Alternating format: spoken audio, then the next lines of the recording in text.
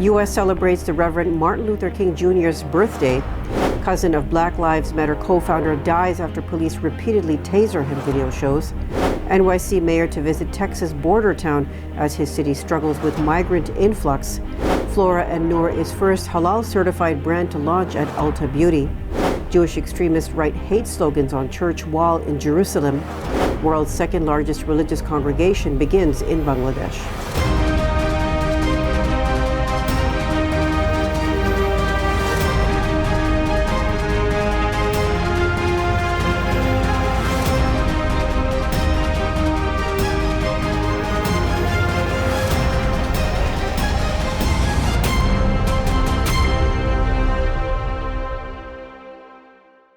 From Chicago studios, this is the Muslim News on Muslim Network TV. Assalamu alaikum, I'm Samana Siddiqui. Our top story tonight, U.S. President Joe Biden became the first sitting president to deliver a Sunday sermon from Ebenezer Baptist Church to mark the birthday of the Reverend and Dr. Martin Luther King Jr. Biden spoke to the congregation at the historic church where the civil rights leader served as a pastor until his assassination in 1968.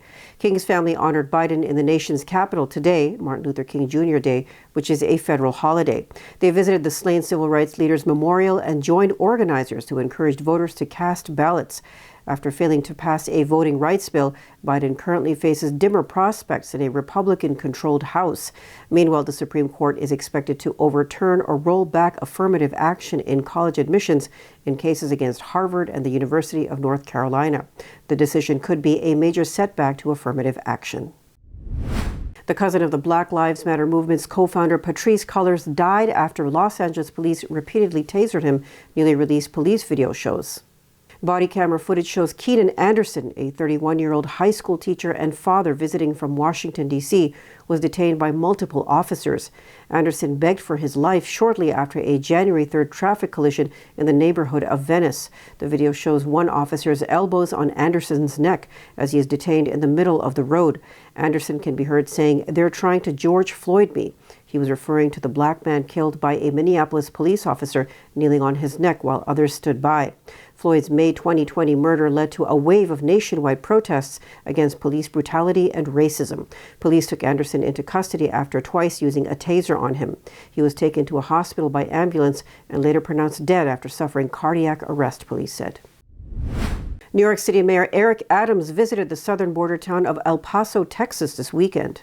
This came as the nation's largest city is struggling with a migrant influx. Adams said, "We are at our breaking point. Republican governors have blamed Democrats for the nation's migrant crisis and sent thousands from the states of Texas and Arizona to Democrat-controlled cities." New York City officials anticipate being unable to continue sheltering arriving asylum seekers. It has received more than 3,000 asylum seekers during the past week. The latest arrivals bring the number of migrants in the city to around 40,000 since last spring, the mayor's office said. It is averaging more than 400 people arriving daily, with 835 asylum seekers arriving on one single day last week. The city has submitted an emergency mutual aid request to the state of New York. Former President Donald Trump's multi-million-dollar organization was ordered to pay a $1.6 million fine on Friday.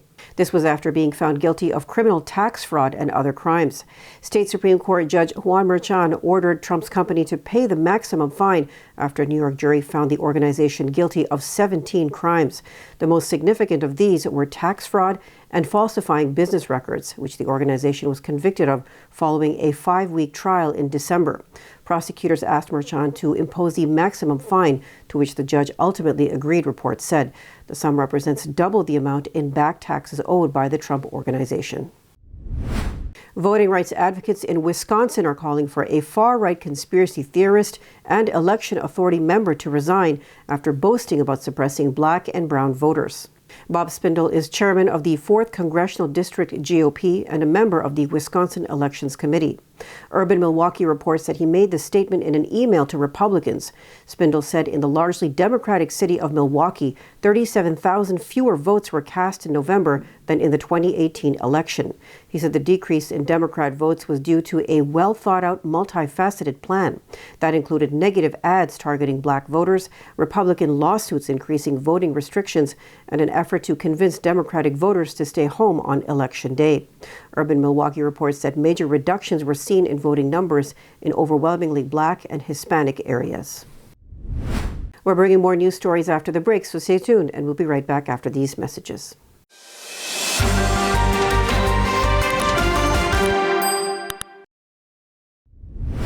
Welcome back. Ulta Beauty's new addition, halal skincare brand Flora and Noor, is on a roll. The brand took home grand prizes in last year's Rare Beauty Brands times Ulta Beauty times Black Girl Ventures pitch competition. It also won a prize at the Essence Festival of Culture's New Voices and Chase pitch competition. Flora and Noor is now the first Halal-Certified brand carried by Ulta Beauty, where it will launch online January 22nd. Founder Jordan Kareem said this moment has been a long time coming and that her goal is to make halal beauty more accessible. Ulta is America's largest beauty retailer.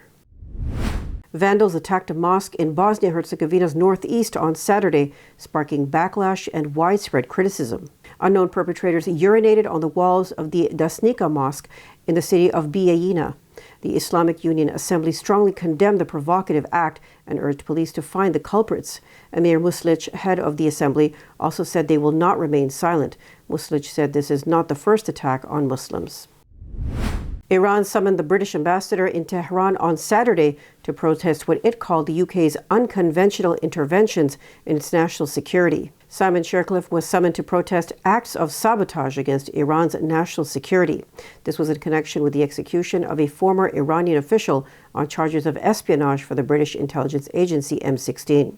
Ali Reza Akbari, former Deputy Defense Minister of Iran, was executed early Saturday morning. This was days after being sentenced to death by the country's judiciary.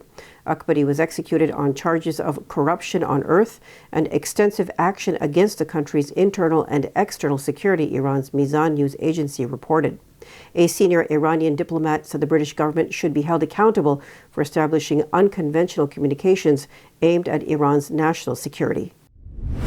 On Saturday, Belgium expelled a Moroccan Imam accused of extremism who fled to the country last year after France deported him. Belgium has accused Hassan Iquiossen of inciting hatred and discrimination. Nicole Demour, Belgium's Secretary of State for Asylum and Migration, said it is not possible for Brussels to allow extremists to stay in the country. After leaving Brussels, Iquiossen shared images on social media of him being greeted by his family at Casablanca Airport and Moroccan authorities welcoming him back. Moroccan authorities have yet to comment on the deportation or the charges against Iquiossen.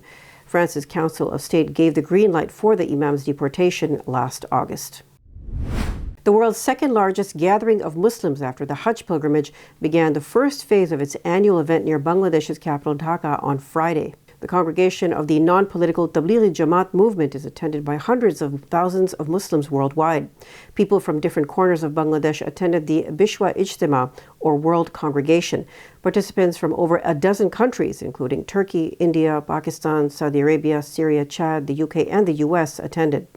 Attendees took part in the weekly Friday congregational prayer and offered special pleas to Allah for peace and tranquility globally. The Tablighi Jamaat has been organizing the annual congregation in Bangladesh since 1967. The second phase of the Ijtima is scheduled for January 20th to 22nd. Jewish extremists have written racist slurs in Hebrew on the wall of the Armenian church in occupied East Jerusalem. The High Presidency Committee of Churches of the Palestinian Authority said the vandalism took place late Thursday. It called it a racist attack by fanatical religious settlers. The racist graffiti included the words "revenge and death to Arabs, Armenians, and Christians" on the walls of the Armenian Patriarchate in occupied Jerusalem. Meanwhile, more than 100,000 people marched in Tel Aviv against Israel's extreme right-wing government on Saturday. It was one of the largest protests there in many years. A pro-reform law professor in Saudi Arabia is facing the death penalty for allegedly having a Twitter account and using WhatsApp to share hostile news. 65-year-old Awad Al-Qarni was taken into custody in September 2017. His arrest represented the start of a crackdown against dissent by the then newly named Crown Prince Mohammed bin Salman. Al-Qarni's son Nasser, who last year fled the kingdom and is living in the UK, shared court documents detailing the charges against him with The Guardian. Public prosecutors are seeking the death penalty, but the court is yet to make a formal judgment. Al-Qarni has been portrayed in Saudi-controlled media as a dangerous preacher. Dissidents have said Al-Qarni was an important and well-regarded intellectual with a strong social media following. Human rights advocates and Saudi dissidents in exile warned authorities in the kingdom are cracking down on people critical of the Saudi government. Coming up next after the break is our in-depth analysis segment, so stay tuned and we'll be right back after these messages.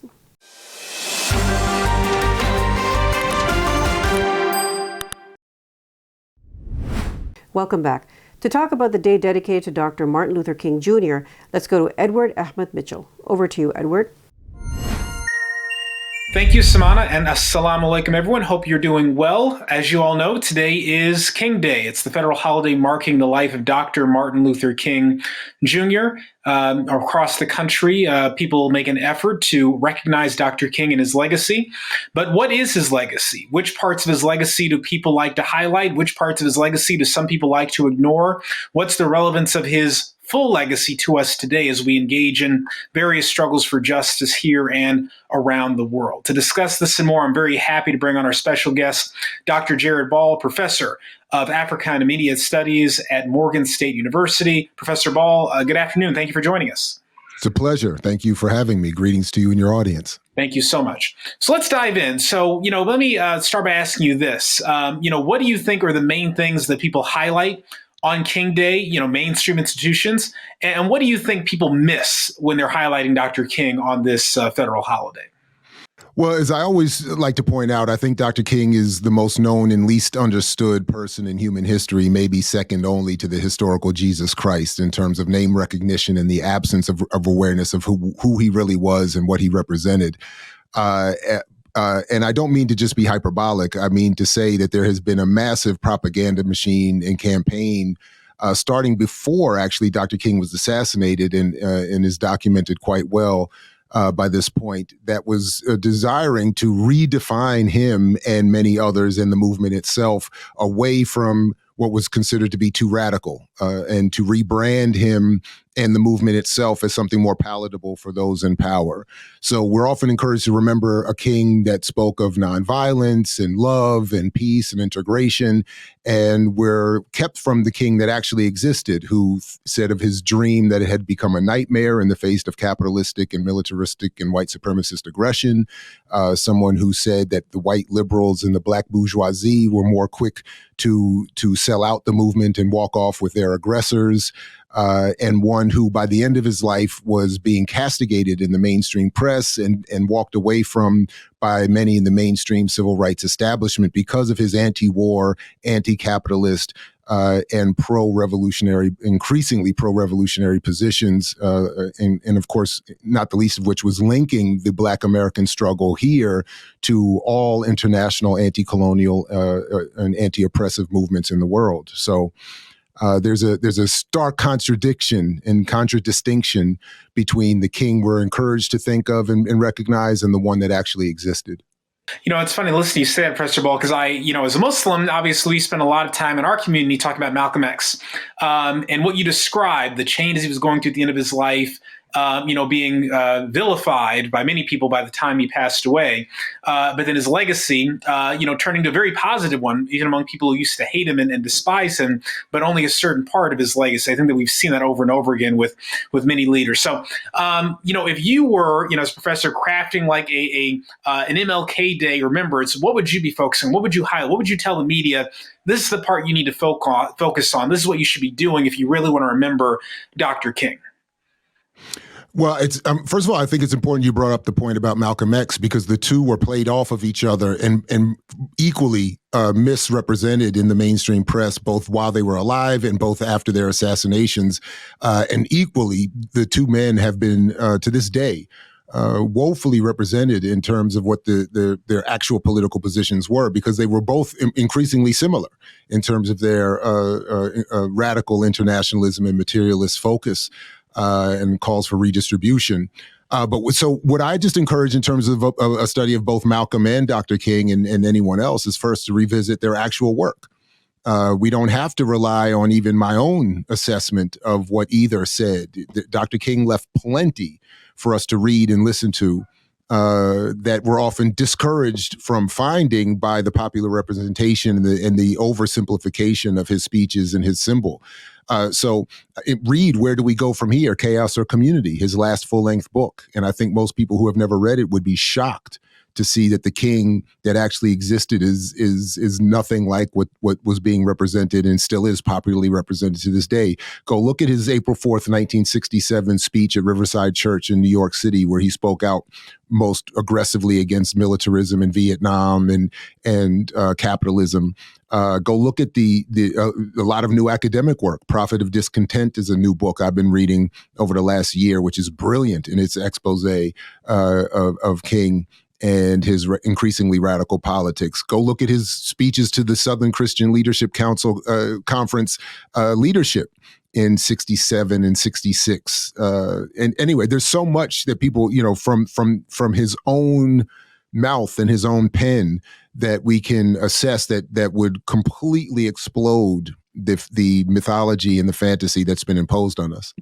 No, one of the interesting things I think you're hitting at there is that, what he was experiencing in the final years of his life is I think many people today think that he was celebrated by the time he passed away, that the way it is now is kind of the way he had achieved success at that point, and the civil rights movement was on the march, everything was good. People who really don't study history much might just have that vision in their head. Can you educate people a bit about what life was actually like for him near the end of his life? What were some of the things going on that was leading him to rethink his approach that had put him in sort of at odds with the so-called mainstream society that, led to the point that I think there was polls that showed a majority of the American people had a negative view of him. Can you tell us about what the environment was around him in those final years of his life and what the challenges were? Absolutely. Very important point you're bringing up here. I mean, so one of the presentations that I created when I was in grad school some decades ago at this point was to look at the mainstream coverage, the press of Dr. King. And you can track how, for instance, in the pages of the Washington Post, he goes from early 1966 being described as a potential man of the year candidate for 1965, someone that everybody admires. And then you can watch the progressive headlines as the Post tracks him increasingly grappling with critics of capitalism and radicalizing his movement as he moved into northern cities like Chicago and realized that desegregation and integration was not nearly enough to address the persistent inequality and suffering Black people maintain to this day, in fact. And by 90 days before he's assassinated, you can see in the Washington Post he's being described as a threat to national security, and that his coming summer of 1968 March on Washington was being seen as threatening a takeover for the Black power rights like Stokely Carmichael and the Leninists and the communists with which King was being more and more associated.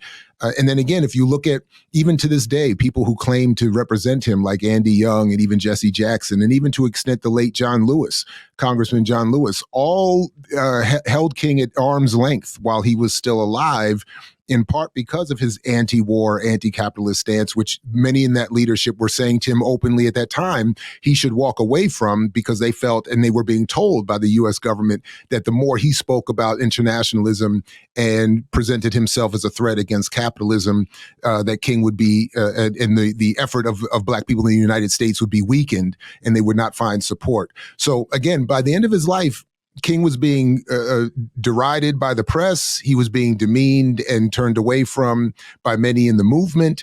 And only now, many years after his assassination, or almost really starting immediately after his assassination, did they start to rebrand their relationship to him and who King actually was. And all of that, of course, is to erase that radical politics. So it's a very important point, again, that you raise, and something that people should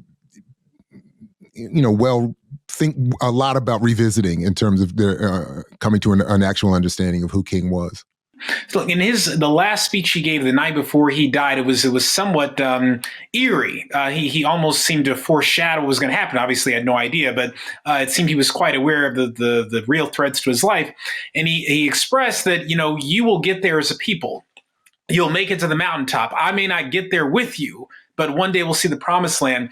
Obviously there's no way to know what he would think if he saw Black America right now, Black society right now. But if he looked around and saw the state of Black America right now, we've had a Black president, we've been very successful and entered almost every aspect of the society, but so many economic challenges remain, so many of the things that still existed back then exist today, police brutality, structural racism. How do you think he would appraise the success of the civil rights movement? Do you think he would view himself as a success, a failure, something in between? It's hard to get in his mind, but based on what you saw him writing about in the final years of his life, the concerns that he had about where things were going, how do you think he'd appraise us right now in terms of our progress? Yeah, I mean, as you suggest, it's always a bit dangerous to speculate about where somebody would be this many years later.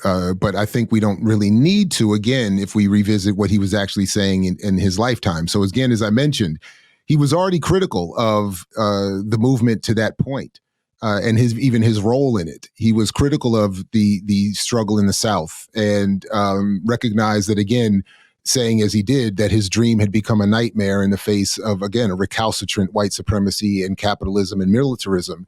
He saw, he said that claiming victory after getting some wins with desegregation or a bus boycott would be like rushing the football to the 50-yard line and claiming touchdown. So he was very clear that they had not advanced, that his movement, that his own work had not been, by his own definition, successful. That's why he was looking to ramp it up and revitalize it at the time of his assassination. And similarly, he also said in terms of his own being invited to run for president, that the election of a particular individual or a Black representative was not the goal. That was never the goal. The goal was redistribution, was an end to the structural mechanisms that bring about inequality, which is far beyond the election of one president or one person to some office. So in many ways, again, we don't have to speculate. We would be clear that King would look at the world that exists today, which in many ways materially is worse for Black people than when he was alive in terms of income, incarceration, wealth, et cetera, and so forth. Black people are actually worse off today than when he was alive. So I think he would look at that situation and say what he was saying then. Right. We need to ramp up our organization and our direct action component of the nonviolence that is often ignored when people claim to be remembering him. Fascinating. Well, first of all, I want to thank you for joining us today to share some of this perspective. It's important that we get a more wholesome and comprehensive look at Dr. King, not just the parts of his life that are very famous, I Have a Dream, but also how he was all the way up until the end, to help inform what we do today, especially those of us working in the activist field. So thank you, first of all, for coming and joining us. We hope to have you back in the future to discuss more important topics, God willing. Anytime. It's been a pleasure. Thank you. Thank you. And we'll send it back to you, Samana. Thank you. That's all from our Chicago studios tonight. Thank you for tuning in. You can find previous episodes and more on our YouTube or Facebook. For more content, keep watching Muslim Network TV or visit muslimnetwork.tv. Salam and good night.